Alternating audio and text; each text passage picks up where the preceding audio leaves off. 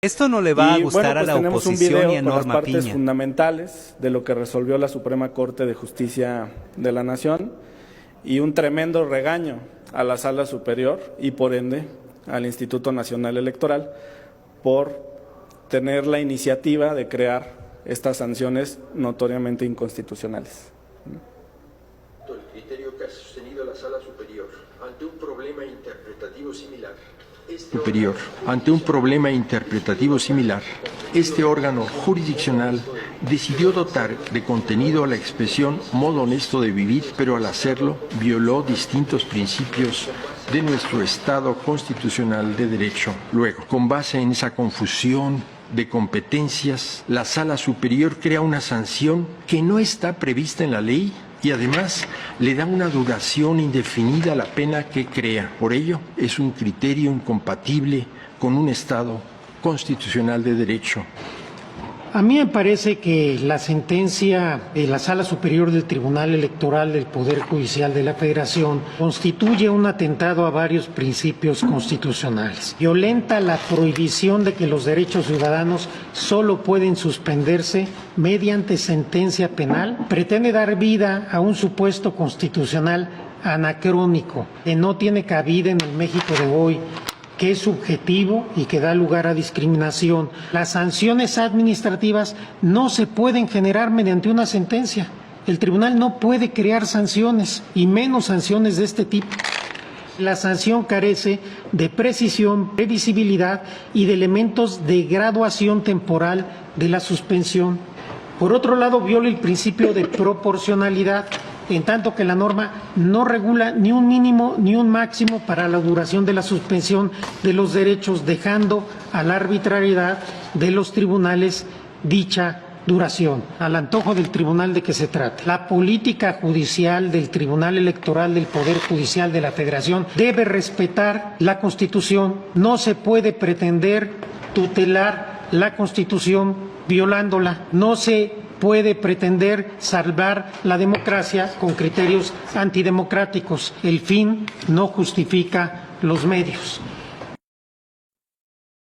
Y Saldívar, donde de manera enérgica regañan a la Sala Superior del Tribunal Electoral y les dicen que están violando la Constitución, que no pueden crear este tipo de sanciones a su antojo, que las sanciones de carácter administrativas se crean aquí, en la Cámara de Diputados y no en los tribunales.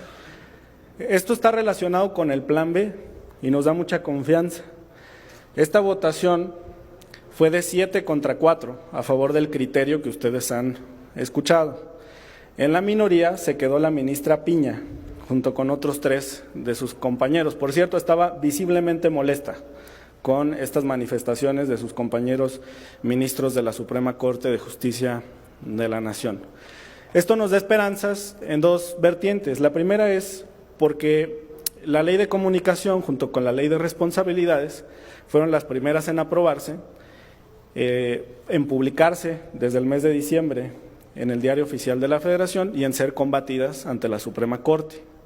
Luego entonces, si la Suprema Corte confirma este criterio que adoptó en esta contradicción de criterios, va a prevalecer la reforma electoral Plan B, en cuanto que esta Cámara de Diputados moduló las sanciones administrativas en que pueden incurrir los servidores públicos por conductas que están previstas en esa propia legislación y que están relacionadas con la Ley General de Comunicación.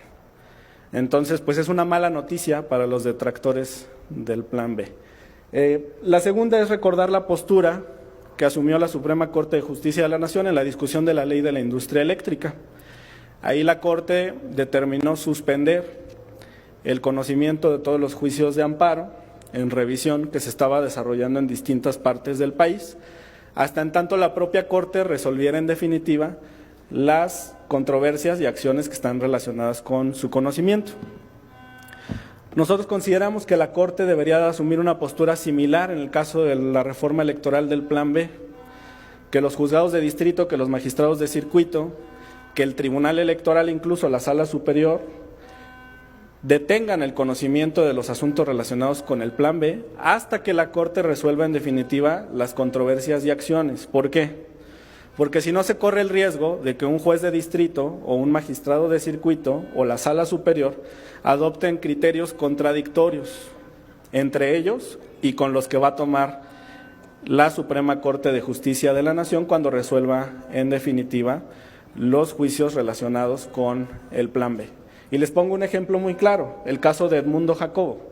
Un tribunal colegiado le da una suspensión que, por cierto, no prejuzga sobre el fondo del asunto, pero considerando que el colegiado asumiera una determinación y dijera Jacobo debe regresar, y la Sala Superior en el JDC asuma otra resolución y diga Jacobo no debe regresar, tenemos entonces dos sentencias contradictorias. Y el sistema jurídico mexicano no está diseñado para que los tribunales choquen entre sí a través de sus resoluciones.